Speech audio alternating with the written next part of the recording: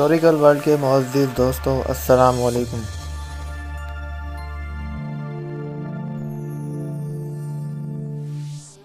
ناظرین، آج ہم بات کرنے والے ہیں قوم عاد کے انجام کے بارے میں، جن کے لیے حضرت ہود علیہ السلام نے بد دعا کی تھی اور اللہ تعالیٰ نے انہیں نیست و نابود کر دیا تھا۔ دوستو، اگر آپ چینل پر نئے ہیں تو ہماری ویڈیو کو لائک اور چینل کو سبسکرائب کر دیں تاکہ نئے آنے والی ویڈیوز کا نوٹیفیکیشن آپ تک بروقت پہنچ جائے۔ ہود علیہ السلام نے اپنی قوم کے لیے بد دعا کی کہ اے اللہ، تو ان پر اپنا عذاب بھیج دے۔ اس دعا کے بعد قوم عاد پر خوشگوار ہوا چلائی گئی اور بادلوں کو وادی میں بھیج دیا گیا۔ قوم عاد یہ دیکھ کر خوش ہونے لگے کہ یہ بادل ان پر پانی برسائیں گے، لیکن جب بادل ان کے قریب پہنچ گئے تو انہوں نے دیکھا کہ ہوا اونٹوں اور انسانوں کو لے کر زمین اور آسمان کے گرد چکر لگا رہی ہے۔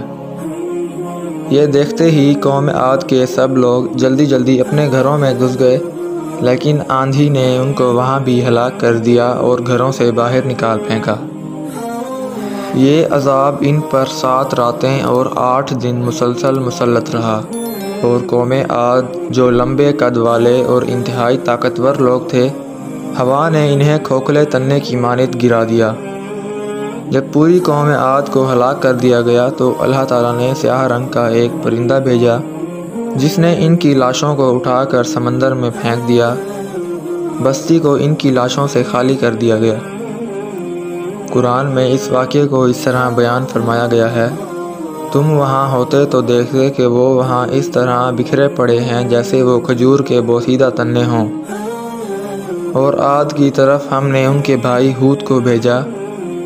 اس نے کہا، اے برادران قوم، اللہ کی بندگی کرو، تمہارا کوئی خدا اس کے سوا نہیں ہے۔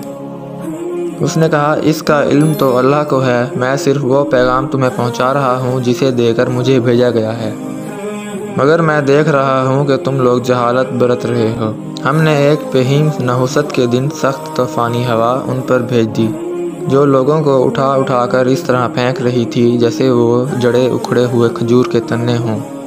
آخر کار ان کا یہ حال ہوا کہ ان کے رہنے کی جگہوں کے سوا وہاں کچھ نظر نہ آتا تھا، اور عاد ایک بڑی شدید طوفانی آندھی سے تباہ کر دیے گئے۔